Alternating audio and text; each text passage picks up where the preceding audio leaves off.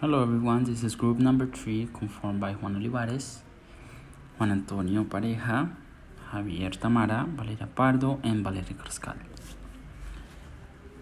So I'm gonna start saying the textual analysis that this test is sourced from the OECD that is conformed by Organization for Economic Cooperation and Development, but there is no a single author. The test is an economic analysis of Colombia.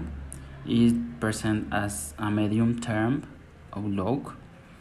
It is expected that the economic growth significantly slowed down from 8.1% in 2022 to 1.2% in 2023, but it is projected to recover slightly to 1.7% in 2024.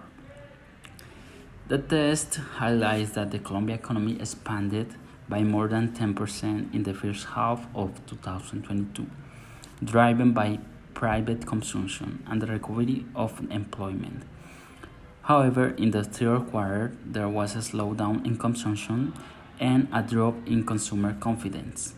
This leading to the inflation that is expected to rise over 10% this year, but it is expected to gradually return to the 2 to 4% target range by 2024. The test include specialized terms, graphics, tables, and other elements that demonstrate the existence of a longer document. We can also see that the font varies between Arial and Arial Narrow.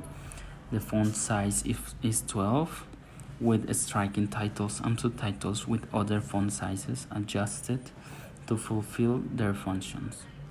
Different colors in the test highlighted to point out its importance.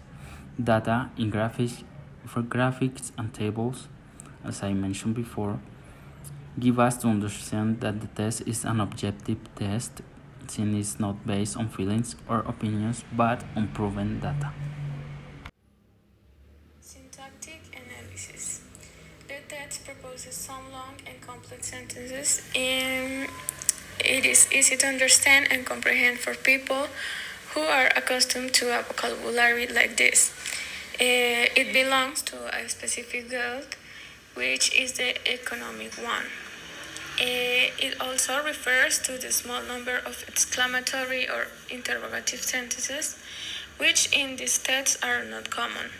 So it can be considered a text of high syntactic level. Examples.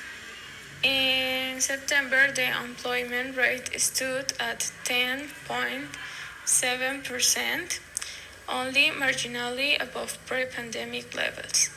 And another one is annual consumer price inflation reached 12.2% in October and is becoming increasingly entrenched, with the core measure at 8.4%. Lexical analysis. This term is used for tests that contain word characteristics or context with very specific, specialized topics. From the analysis given to the test, it can be easily deduced there is a specialized reading focused on economic, finance, and the market. The test is constituted by the use of graphs, tables, and the constant use of speeches. It's a test for a specific audience, used on somewhat high difficulty, and it requires knowledge of the economic field in order to fully understand the test. Examples: GDP, gross domestic product, household family unit, OECD, Organization for Economic Cooperation and Development. For the semantic analysis in the text, they use words and terms referring to the topic addressed, which is about the economic growth of Colombia.